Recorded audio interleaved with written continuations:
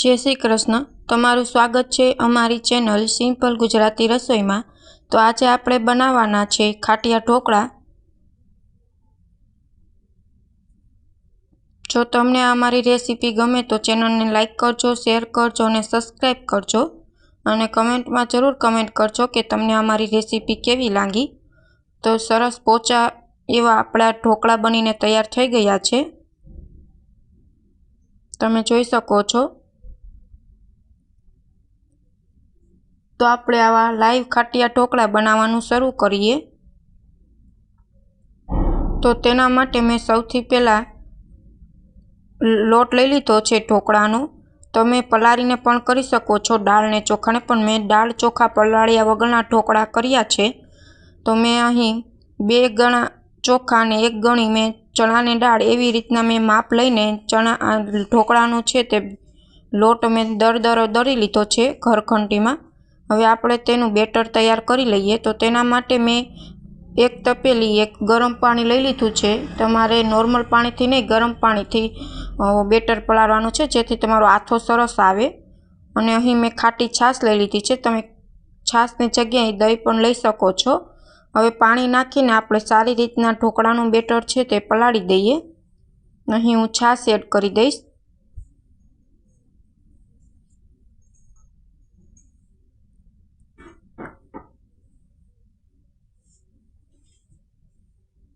અને હવે હાથથી મદદથી હવે 2-3 મિનિટ સુધી આપણે બેટરને સારી રીતના હલાવી લઈએ જેથી અંદર છે તે હવાનો ભાર ન રહે અને આપણું બેટર છે તે સરસ આથો આવે આપણા બેટરમાં। ખૂબ સરસ સારી રીતે મેં બેટરને હલાવી લીધું છે 2-3 મિનિટ। તમે જોઈ શકો છો બેટરનો કલર પણ સેજ બદલી ગયો છે, સરસ થઈ ગયો છે। અત્યારે આપણે બેટર છે એટલું જાડું જ રાખવાનું છે। જાડું બેટર રાખશો તો આથો સરસ આવશે। પછી તમારે પાણી એડ કરવું હોય તો કરી શકો છો, પણ અત્યારે આપણું બેટર પરફેક્ટ છે એટલે આપણે આટલું જ જાડું બેટર રાખવાનું છે। અને 8 કલાક સુધી મેં રાખી દીધું હતું। અને બેટર છે તે તમારે તડકામાં મૂકવાનું છે। તમે જોઈ શકો છો અત્યારે ગરમીની સિઝન છે, આથો પણ એટલો સરસ આવ્યો છે। ફક્ત 8 જ કલાકમાં આપણો આથો સરસ આવી ગયો છે। હવે આપણે બેટર છે તે મિક્સ કરી દઈએ। બેટરમાં એટલો સરસ આથો આવ્યો છે કે તમે જોઈ શકો છો બબલ્સ થાય છે। બબલ્સ થાય તમારા બેટરમાં એટલે સમજી લેવાનું કે આથો છે તે એકદમ પરફેક્ટ આવ્યો છે। તમે જોઈ શકો છો મારા બેટરમાં કેટલા સરસ બબલ્સ થયા છે, પરફેક્ટ આથો આવી ગયો છે। અમે ગરમીની સિઝન છે એટલે આથો આવવામાં કંઈ તકલીફ નથી રહેતી, આથો સરસ આવી જ જાય છે। હવે આપણે બધું મિક્સ કરી દઈએ બેટરમાં। તો તેના માટે મેં સ્વાદ પ્રમાણે હું મીઠું એડ કરીશ બેટરમાં। હળદી પાવડર એડ કરી દઈશ। ઢોકળા સેજ ખાટા છે એટલે સેજ ખાંડ એડ કરીશ। જો તમારે ખાંડ એડ ન કરવી તો તમે સ્કીપ પણ કરી શકો છો, પણ ખાંડ એડ કરવાથી ઢોકળામાં ટેસ્ટ બહુ સરસ આવે છે। અને 1 ચમચી જેટલી હળદર એડ કરી દઈશ અને બધું જ સારી રીતના હું મિક્સ કરી દઈશ। અને અહીં મેં આદુ મરચાં અને લસણની પેસ્ટ પણ બનાવી લીધી છે તે એડ કરી દઈશ। પચવામાં સહેલા રહે તો અડધી ચમચી જેટલી આપણે હિંગ એડ કરીશું। તમે ચાહો તો આમાં અજમો પણ એડ કરી શકો છો, પણ હું અત્યારે અજમો એડ નથી કરતી।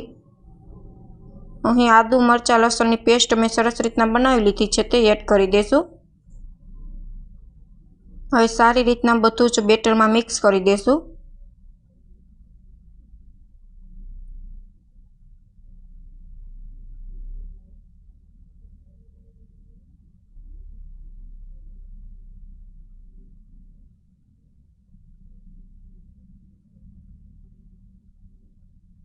અહીં બેટર છે તે સરસ રીતના બનીને તૈયાર થઈ ગયું છે।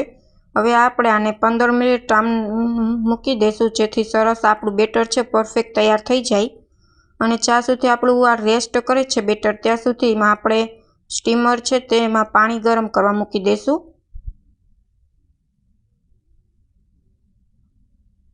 તો અહીં મેં સ્ટીમર લઈ લીધું છે ઢોકળા બનાવવાનું। હવે તેમાં પાણી પણ એડ કરી દઈશું છે। હવે આપણે તેને ગરમ થવા મૂકી દઈએ ત્યાં સુધી આપણું બેટર પણ રેડી થઈ જશે। અહીં બેટર જ્યાં સુધી રેડી થાય ત્યાં પાણી ગરમ થાય છે ત્યાં સુધી આપણે પ્લેટમાં છે તે તેલ લગાડી દઈ, જેથી નીચે આપણા ઢોકળા છે તે ચોટે નહીં અને આસાનીથી ઢોકળા છે તે બહાર આવી જશે।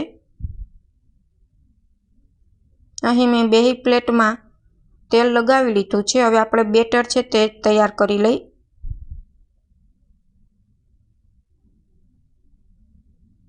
ડોયાની મદદથી સરસ રીતના બેટર છે તે હલાવી લઈએ। ત્યાર પછી આપણે જેટલા ઢોકળા બનાવવાના છે તેટલું અલગ બેટર લઈ લઈશું। અહીં મેં બેટર ઢોકળા પ્લેટમાં રાખી શકાય તેટલું બેટર મેં લઈ લીધું છે। હવે 1 ચમચી જેટલું આપણે બેકિંગ સોડા એડ કરીશું અને 1 ચમચી જેટલું તેલ એડ કરીને સારી રીતના બધું જ મિક્સ કરી લેશું। તમારે બધા જ બેટરમાં સોડા નથી નાખવાનો, જેટલા તમારે પ્લેટ ઢોકળા બનાવવાનું તેટલું જ તમારે બેટર છે તે અલગ લઈ લેવાનું છે।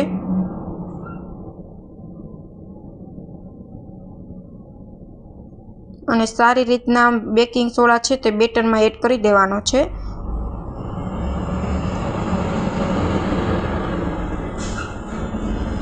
આપણું બેટર છે તે પરફેક્ટ થઈ ગયું છે। હવે આપણે પ્લેટમાં તેને લઈ લેશું।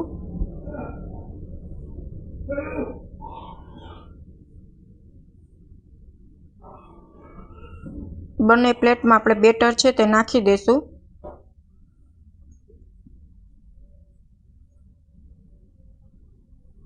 અહીં મેં લસણવાળી ચટણી તૈયાર કરેલ છે। લસણ ખાંડીને તેમાં મેં ચટણી લાલ મરચી છે તે એડ કરી દીધી છે।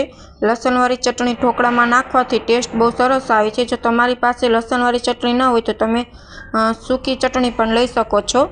હવે માથે હું લસણવાળી ચટણી છે તે એડ કરી દઈશ। સફેદ તલ લઈ લીધા છે તે એડ કરી દઈશ।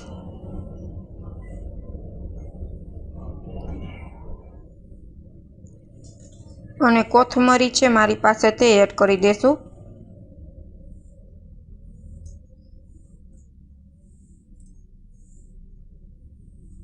તો આપણા ઢોકળાની પ્લેટ છે તે બને તૈયાર છે અને પાણી પણ સરસ રીતના આપણું ગરમ થઈ ગયું છે। હવે આપણે બંને પ્લેટ સ્ટીમરમાં રાખી દઈશું અને 15 મિનિટ જેટલું આપણા ઢોકળાને છે સ્ટીમ થવા દેવાના છે, જેથી પરફેક્ટ આપણા ઢોકળા છે તે સરસ તૈયાર થઈ જશે, કાચા પણ નહીં રહે। 15 મિનિટ આપણે સ્ટીમ થવા દઈશું ઢોકળાને। તો અહીં 15 મિનિટ થઈ ગઈ છે અને ઢોકળા પણ બનીને તૈયાર થઈ ગયા છે। આપણે ચાકુને મદદથી જોઈ લઈએ કે ઢોકળા કાચા તો નહીં થઈ ગયા, ચોટતા નથી, પરફેક્ટ આપણા ઢોકળા છે તે બની ગયા છે। હવે આપણે પ્લેટું છે તે નીચે લઈ લેશું।